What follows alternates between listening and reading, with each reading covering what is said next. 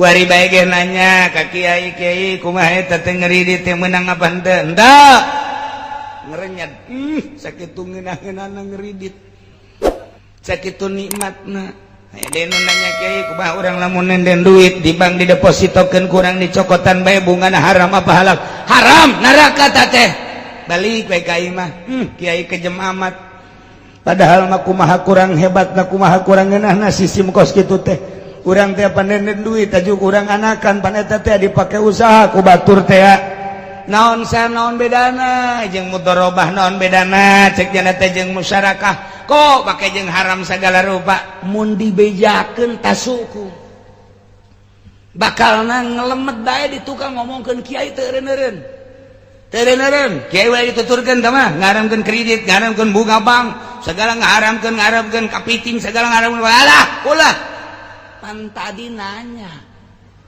geus dijawab kos kitu nu mantak la tasalu an asya wahai kaum mukminin ulah naranya maraneh kabeh kana berbagai perkara nu lamun teh mah dibejakeun eta perkara bakal muringis bakal embung bakal ngagorengkeun lantaran teu akur jeung kahayangna cak Kangjeng Nabi neraka murengkeun cek Kangjeng Nabi bahaya murangkan cek Kangjeng Nabi anu murangkan nah ieu engke terjadi di akhir zaman raja nanya ka ulama ngajawab akur bagus takur teu bagus jadi berarti nanya teh lain hayang jawaban sesuai jeung Al-Qur'an tapi hayang neruskeun ka hayang pamarentah ke di akhir zaman engke kos kitu bahwa bakal loba tatanya tapi teu dipake mantak ulah loba tatanya mun encan terjadi sageusna nanya pakelah nu bagus mah cirina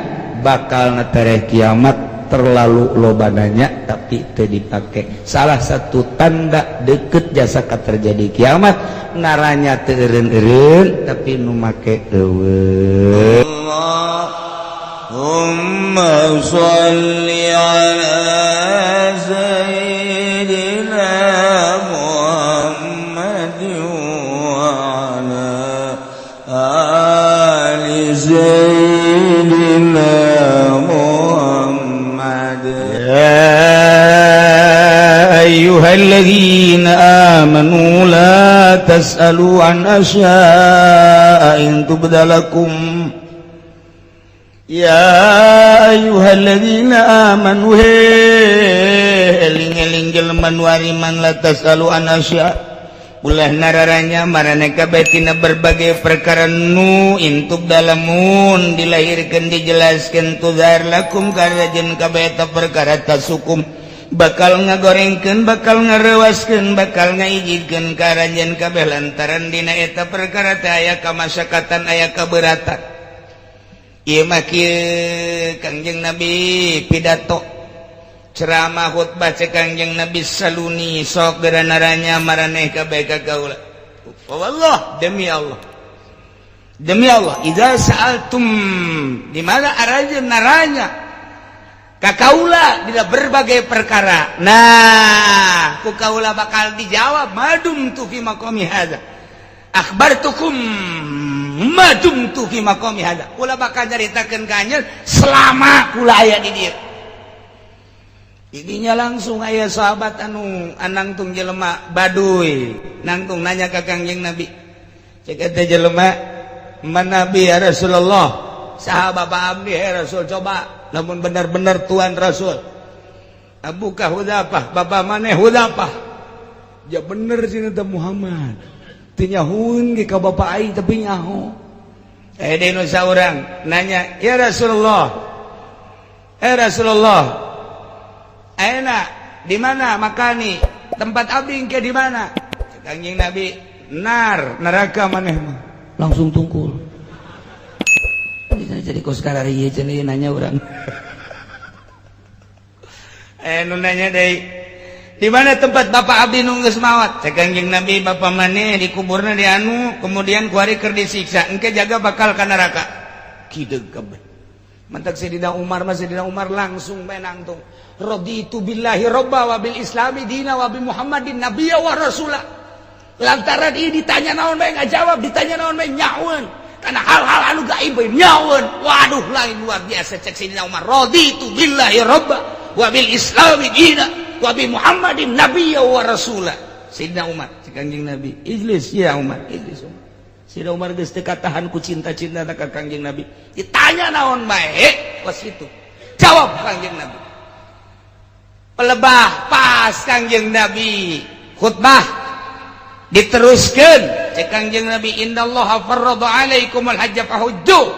Saenya Gusti Allah geus mardukeun ka aranjeun kabeh mun ngaji. Heh, geura marungga haji baraneh kabeh. Aya nu nangtung sahabat.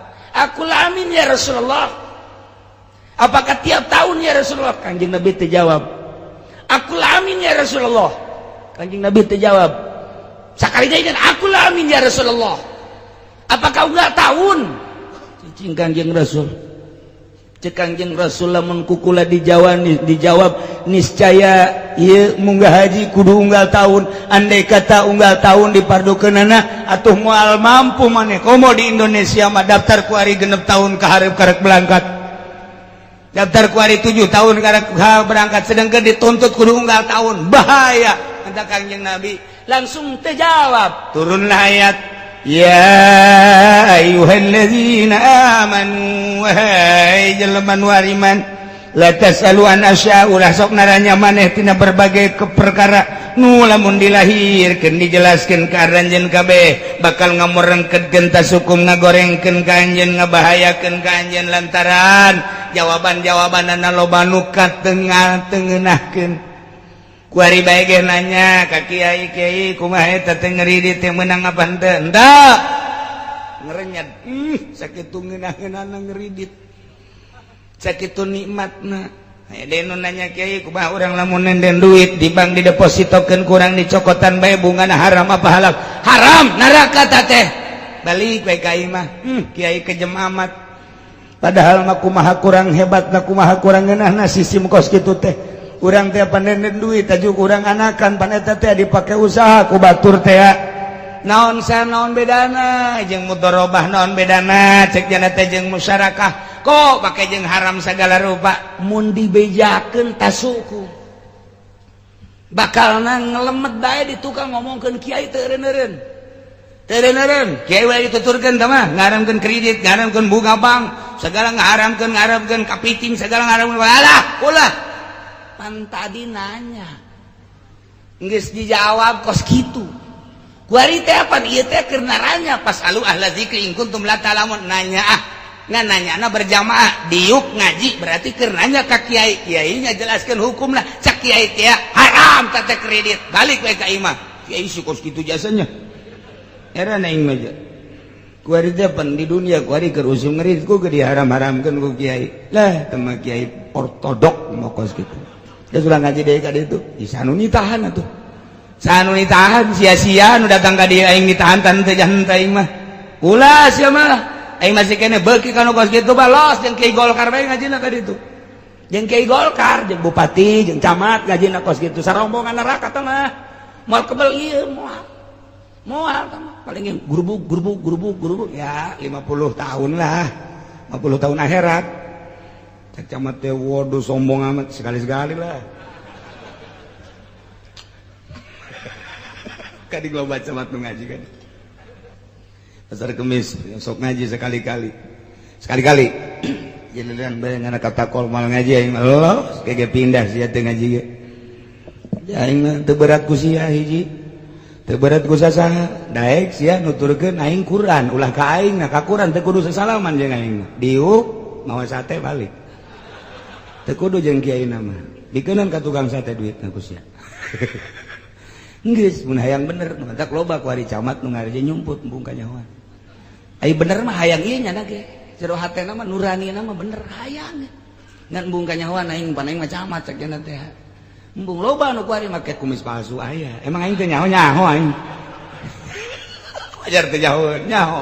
Asana balik dibuka kumis palsuna ku nya. Jahat teletik nama aing kudu ngaji ka mana jagnya na malah asalnya hobay cenah heula kajen datang ka dinya ge asalnya hobay heulanan asalnya hobay saanu nyaho eta taufik teh ku Gusti Allah dipengkolkeun geus nyaho mah pake tah urusan ka ditu mah urusan Gusti Allah urusan Gusti Allah nu penting mah ngaji nanyakeun ngaranna tah sageus dibejakeun aya nu narima aya nu henteu nu hese ge sadar hukum teh hese jasa sadar hukum hese jasa MKT teh sadar hukum eta keur carita demokrasi digulak nu eleh jadi menang nu menang nu bener jadi salah nu salah jadi bener ieu lah demokrasi. Atuh cacak-cacak Quran ge kos kitu, cacak-cacak Quran ge kos kitu nu mentak. Engke di akhir zaman bakal terjadi cek Kanjeng Nabi iza nazalat nazilatun. Di mana terjadi hiji masalah di hiji negara. Baik eta masalah gempa, tsunami, balai atau nu terjadi di sekitar negara eta, mungkin gejolak politik, mungkin gejolak perekonomian, mungkin gejolak perbudayaan. Idza nazalat nazilatun jama'al amir al ulama'a, bakalna raja, bakalna gubernur, bakalna bupati ngumpulkeun para ulama, musyawarah pemerintah amir umaro jeung para ulama saenggeus tadi musyawarahkeun idza tafaku bihi di mana mupakat ulama jeung eta amir an fadahu diluluskeun bagus model kos kitu. Wa idza talafu bihi di mana ta'akur jeung kahayang amir di mana ta'akur nafadahu iceun ulah dipake teh mah paham kos kitu mah terjadi bakal di akhir zaman kos kitu jakuari cak ulama ulah dibejakeun ka sasayeun mah heurang pada urangna bae heulana asalnya hobae heulana. Balikan deui idza nazalat nazilatun di mana terjadi sesuatu di hiji negara jama'al amir al ulama'a amir bakal ngumpulkeun ulama heuy dek pilpres datangan ulama panggil ulama heuy dek pilgub datangan ulama panggil ulama heuy dek pilkada datangan ulama panggil ulama heuy dek naon deui hiji deui pildes leutik pildes mah panggil bila perlu dijieun wadah 3 tahun sebelum dilaksanakan geus dijieun wadah para ulama diorganisasikeun panggil deui fa idza tafaku bihi di mana akur kahayang ulama jeung eta amir an qadahu dihayukeun an padahu dihayukeun dibaguskeun didukung disumbang dan lain sebagainya. Wah, dimuyah mayeh duit teh. Tapi wa idza talaku bihi di mana ulama teh akur jeung amir teh. Nah ieu mah dipiceun, napadahu dipiceun ku eta amir. Ulah dipake yai kos kitu. Bakal terjadilah di akhir ieu teh nanya ngaranna amir teh nanya ka ulama. Ketika ulama ngajawab akur jeung kahayangna lulus. Ketika terakur jawabanana jeung kahayangnyana iceun iyalah nu mantak la tasalu an asya'a wahai kaum mukminin ulah naranya maraneh kabeh kana berbagai perkara nu lamun teh mah dibejakeun eta perkara bakal muringis bakal embung bakal ngagorengkeun lantaran teu akur jeung kahayangna cak Kanjeng Nabi neraka murengkeun cek Kanjeng Nabi bahaya murangkan cek Kanjeng Nabi murangkan. Nah ieu engke terjadi di akhir zaman raja nanya ka ulama ngajawab akur bagus takur teu bagus jadi berarti nanya teh lain hayang jawaban sesuai jeung Al-Qur'an tapi hayang neruskeun ka hayang pamarentah ke di akhir zaman engke kos kitu kuari bencan engke di akhir zaman kos kitu kuari mah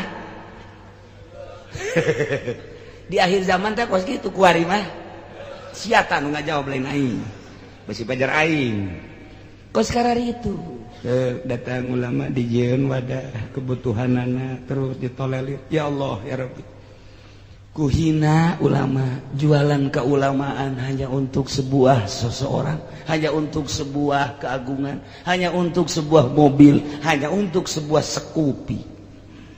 Ya Allah ya Rabbi iyalah pelecehan agama kiai nu kos kitu pelecehan agama ngaran pembunuhan terhadap agama teh kos kitu pembunuhan terhadap agama teh emang kumaha dibunuh mah Al-Qur'an moal bisaeun dibuatlah pendidikan formal sekolah kesian didinya teh aya agamaan didukung ku bangsa Indonesia. SD teh aya agamaan baheula mah asal Jumaah bae aya agamaan Senin woi hormat cangsa merah putih baheula mah jakos kitu.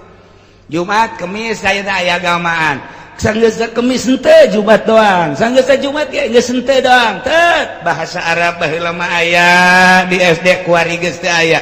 Berarti dibunuh teh agama teh. Kuari diwajibkeun bahasa Inggris. Encan lahir geus kudu nyebut yes. Encan lahir. Kuari budak laleting geus I love you miss. I like to say. Orok geus bisa I love you. Urang mah baheula geus gede ge geus kumisan nyebut I love you teh hese banget. Kecuali kakak bogo I love you tuh masalah sama tuh. Tak ieu dibunuh melalui sekolahan berarti dibunuh Islam teh. Kuari mah atuh lantaran di sekolah formal geus eueuh urang yeun pondok pesantren. Yo, yeun pondok pesantren modern. 50-50 50% agama 50% gitu umum. Ya, Inggris aya, Arab aya. Teliti aya beberapa pondok pesantren bahkan bukan beberapa, mayoritas geus eueuh agamaan. Geus eueuh agamaan kuari. Sabaraha pondok pesantren nu geus teu ngagunakeun kitab sama sekali. Berarti dibunuh melalui pondok pesantren modern itu percaya agama lempang tinggal pondok pesantren salafiyah. Iya kuari kiaina dibunuh ku Supermi anggeus-anggesan. Tailah pembunuhan tinggal Amerika bae neulekeun di luhur kapal. Bagaus. Good. Aduh, bagus. Tinggal sababar hari pembunuhan terhadap agama teh kos gitu. Coba kuari, ieun gereja, dicoba reaksi masyarakat lantaran gubernur nangis tanda tangan. Gereja teh geus didukung lantaran partainya dibeli, geus aya perjanjian tadi. Coba reaksi masyarakat kumaha? Geus dek berlindung ka mana masyarakat? Berlindung ke gubernur, pugu gubernur lagi geus tanda tangan. Berlindung ke MK, pan ieu MK na ge geus dibeli tah, geus dibeli. Dek berlindung ka mana kuari? Dek berlindung ka mana kuari ketika aya semacam eta? Paling ge urang teh akan menggunakan lain kekerasan, tapi semacam demo. Dek ka mana coba hayu?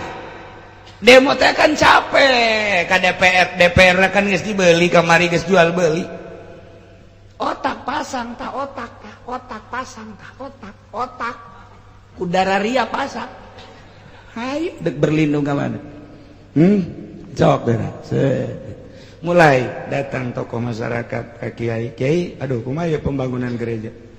Pancak tadi ge ulah dipilih atuh. Kuari pananya deui ai di bejaan memehna pan sia teu ngarti cukup ku 20.000 pan kiaina ge kan ngadukung ketika aya kos kitu hayu urang musyawarah di hareupan embung kudu kiai bae nu dihareup ketika kiai berangkat tah dek berlindung ka mana camat geus dibeli bupati geus dibeli gubernur emang nyana anu ngahayukeun urang lumpat atuh ayeuna maka kejaksaan jaksa mana nu bisa dipercaya maka pengacara mana nu bisa dipercaya urang KM mana aja MKG jual beli MD jual beli kamari teh lillahi ta'ala Allahu akbar jual beli ka presiden atuh pan presiden macak jadi teh pan aing mah atuh presiden kos kitu mah kumaha rakyat bae balik deui pan ka rakyat lamun rakyat teu satuju aing tanda tangan cek presiden mun rakyat satuju aing tanda tangan kesetujuan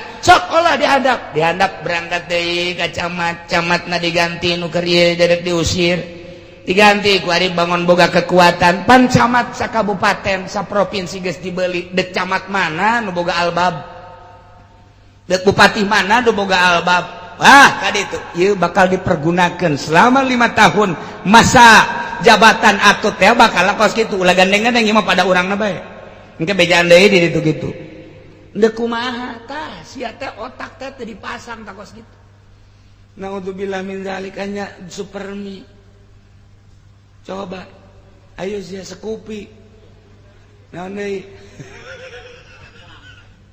yelah latas alu geus dijelaskeun ku Gusti Allah sok naranya maraneh kabeh tina berbagai perkara nu lamun perkara tadi jelaskeun bakal merengket lantaran penuh kemasyakatan tapi nu jelas bakalna nararanya bae ke di akhir sanggeusna nararanya tapi teu dipake wa intas alwana lamun maneh naranya ti berbagai perkara hina yunazzalul Quran waktuna diturunkeun Al-Quran di masa Kangjeng Nabi masa Kangjeng Nabi mananya naon bae ge pan Kangjeng Nabi na langsung diturunan wahyu tubdalakum ngeunaheun tamah di masa Kangjeng Nabi mah na ieu keur carita bahwa di zaman Kangjeng Nabi mah silahkeun bertanya lantaran engke jawabanna langsung wahyu ti Gusti Allah tapi setelah Kangjeng Nabi geus ulah loba tatanya kecuali perkara nu waqi mun geus terjadi nanya nu encan terjadi mah ulah waka ditanya-tanyakeun heulanan aji bae heulanan mun di pondok ngaji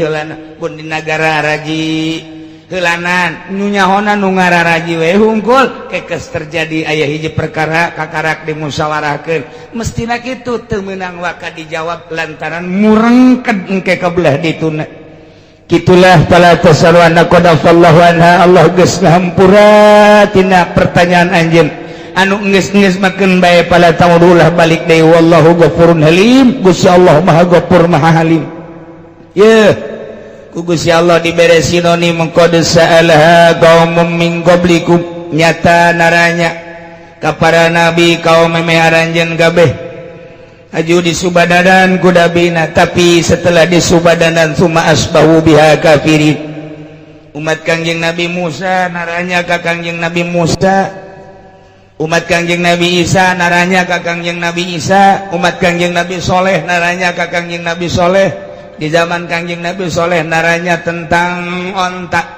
Kangjeng Nabi Soleh dibejakeun onta di mana aya eta teh ulah di harubiru ulah dirusak tapi ternyata paqaruha dipencit pan eta nanya ongko dibejakeun ongko ku Kangjeng Nabi Soleh dirusak ongko coba ayo coba ketika nanya ke Kangjeng Nabi Isa tentang Maidah ku Kangjeng Nabi Isa dibuktikan tapi pan begitu dibuktikan endahan kalalapir umat Kangjeng Nabi Isa bahkan Kangjeng Nabi Isa nagedek dibunuh naranya ka Kangjeng Nabi Musa Kangjeng Nabi Musa mah dipentana teh lain lalagaan hayang neuleuh pangeran jahrotan hayang kadeuleuh ku mata ku Kangjeng Nabi Isa diparepeh disapi melalui sifat-sifat jeung melalui asma-asma Allah tapi tetap baik kahartieun ama begitu dibejakeun kafir umat-umat lu baheula naranya ka nabina begitu dibejakeun ujungna kafir umat lu baheula naranya umat Kangjeng Nabi Musa umat Kangjeng Nabi Soleh umat Kangjeng Nabi Isa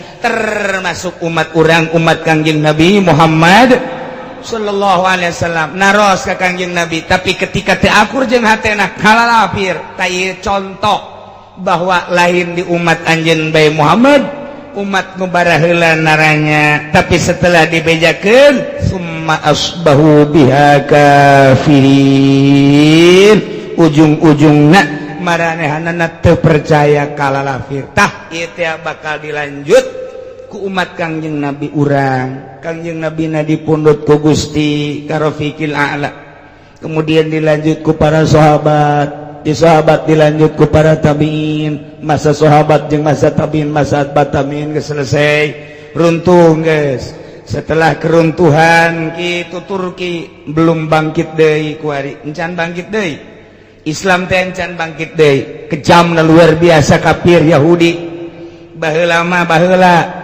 anu diserang teh hanya politikna hanya budayana hanya perekonomianna ku ari mah jeung jasad-jasadna jeung jelema-jelemana lantaran ndek bangkit kamari ieu di bawah naungan Osama bin Laden di jerona aya Saddam Hussein di jerona aya Muammar Gaddafi di jerona aya Gus Dur nah eta teh ndek ngabangkitkeun semangat Islam mun hayang nyaho mah terciumlah oleh Yahudi baheula nu dibunuh teh hanya politikna ku ari jeung jelema-jelemana Irak tanpa pamrih dengan alasan biologis senjata biologis gimana ya?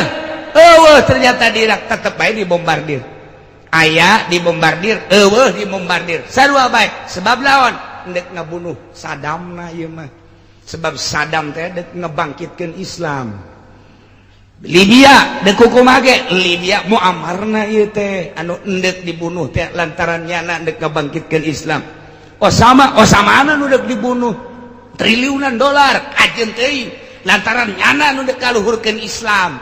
Geus tokoh-tokoh Islam nu dibunuh tinggal hiji deui Rajen Iran tinggal hiji deui kuari keur dimain bolakeun bae tek dek hubungan jeung saha. Tuh di Indonesia Gus Dur sangat ditakuti dengan bendera demokrasi padahal di jerona main untuk membangkitkan Islam ngan bangsa Indonesia teu paham boro-boro politikus da kiaina ge teu paham hanya beberapa gerintil nu paham dengan bahasa demokrasi padahal nya ngasupkeun ar-ra'iyah eta teh nu kunyana dipidato-pidatokeun teh nya nu nya aku japakeun keur pidato begitu pengangkatan presiden deleukeun pidatona dengekeun mun kiai nu jeli nyaritakeun gitu jalbul masoleh wadarul mafasid pidatona teh eta berarti dek ngagunakeun hukum Islam dengan bahasa demokrasi kacium ku Amerika bunuh karakter Gus Dur melalui Amin Rais oyagkeun keluar lengser pundut ku Gusti Allah.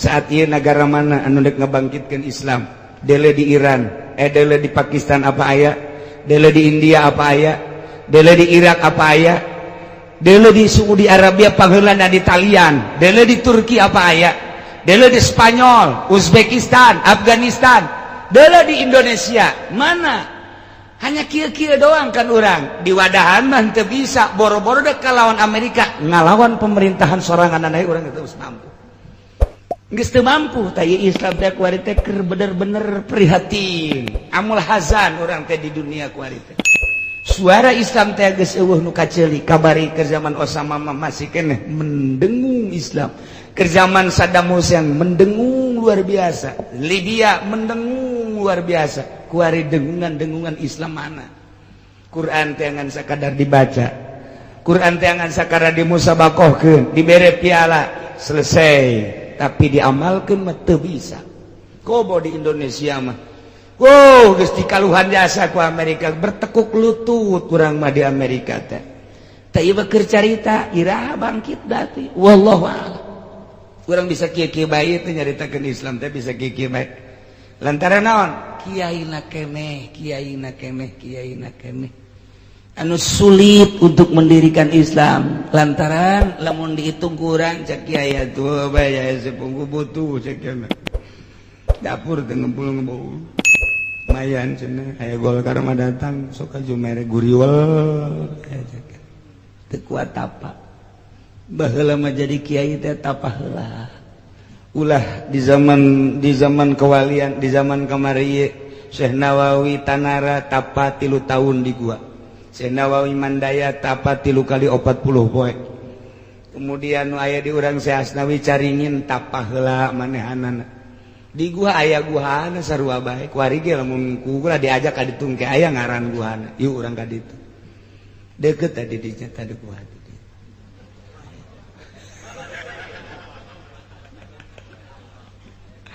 Tuh kiai teh tararapa baheula mah. Masyaallah. Numanten ketika jadi kiai teh geus teu ngalirik ketika can kana dunia lantaran geus tapa.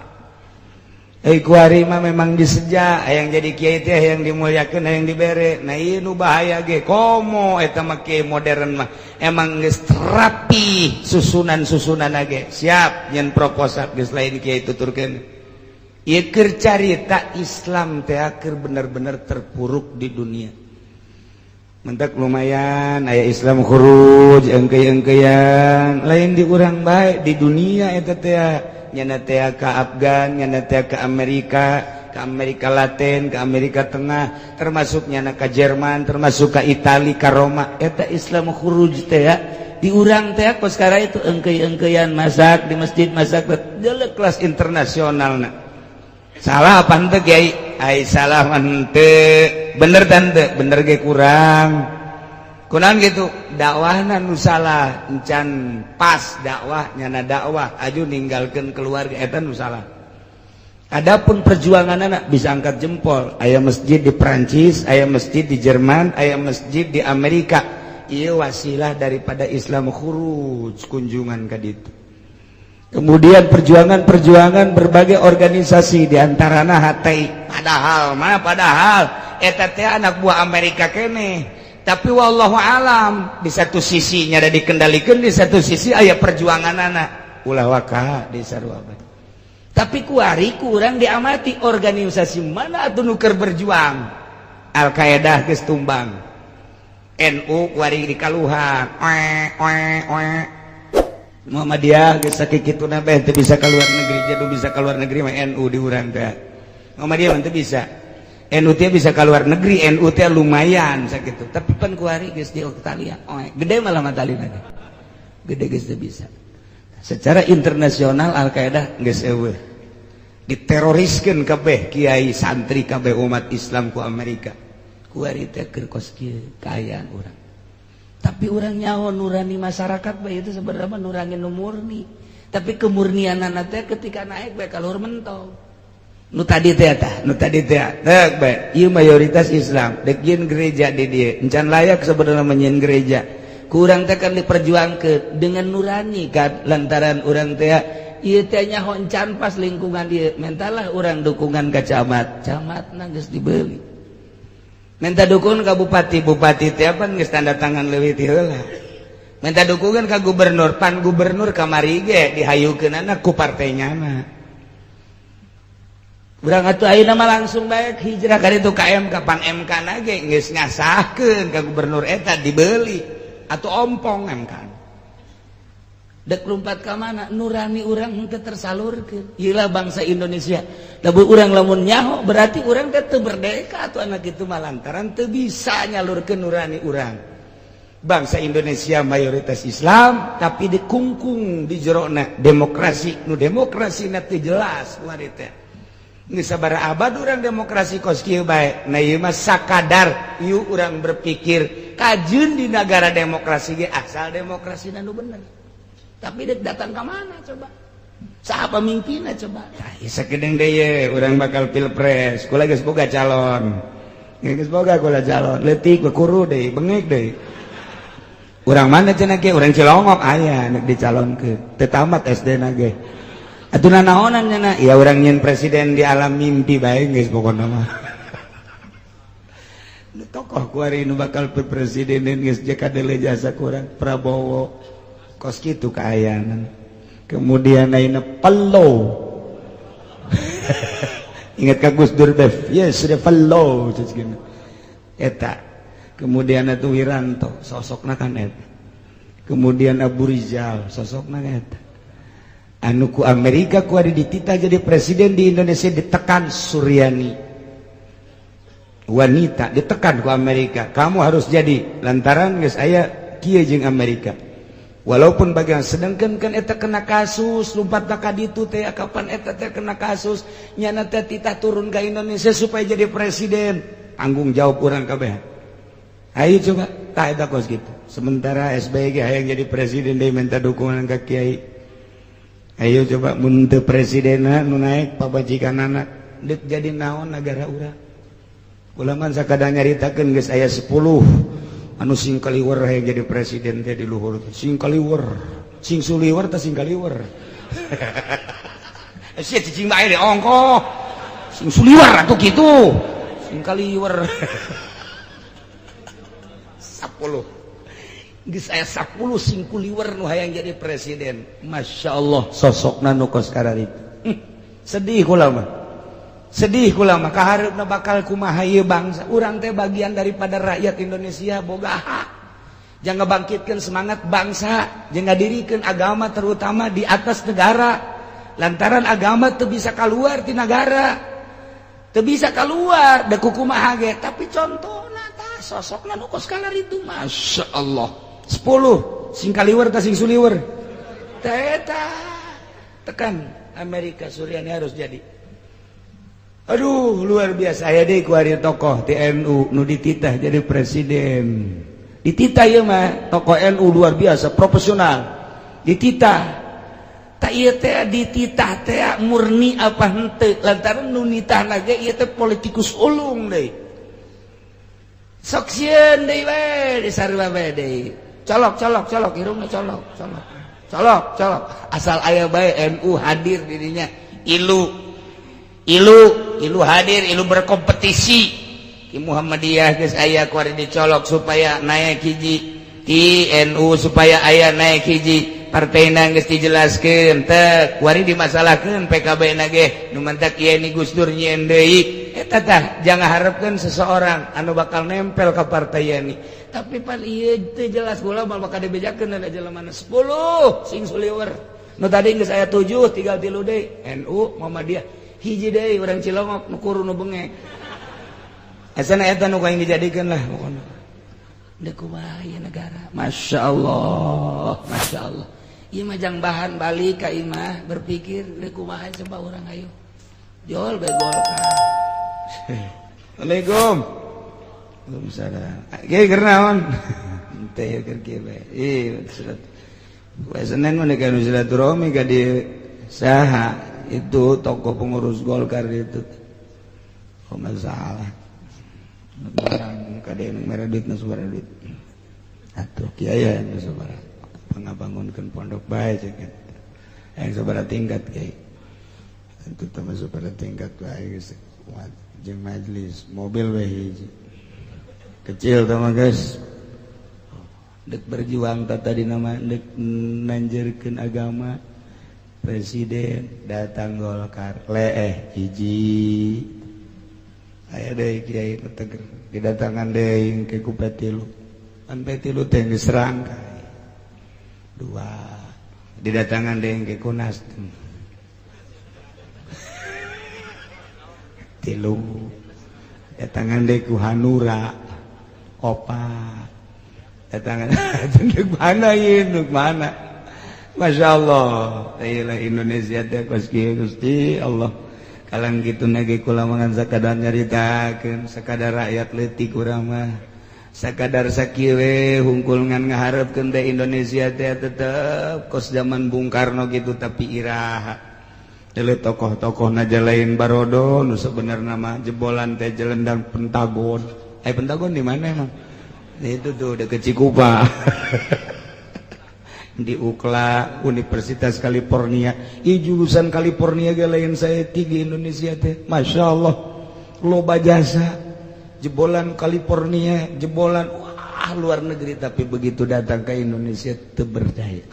Masya Allah. Ieu mah keur carita nurani bangsa teh sarua jeung kula kos kieu hayang boga pamimpin teh nu bisa mimpin rakyat. Urang bagian daripada rakyatna anu mengharapkan pemimpin urang dimulai kelas desa datang ke kelas RI 1 urang teh hayang neuleus semasa hidup urang Indonesia benar-benar milik bangsa Indonesia. Indonesia teh urang menikmati hirup di Indonesia. Indonesia teh kaya raya. Ulah digunakan ku batur bae atuh lamun pamimpinna kieu beta ieu mah sakedeung deui geus aya nu kieu kulo mah cenah nuturkeun kiai bae geus aya nu kitu tah geus pono kiai ka mana nah dijual sia suara aing ke ayo sia geus loba ieu wah geus ngadengekeun bae partai ayo jualan jeung aing sia itu sarua aing jeung MD leuwih bahaya aing jeung MD tah ieu kuari geus loba jasa ieu murid-murid anu ngaraji di dieu geus nuturkeun kiai bae kamari henteu sia.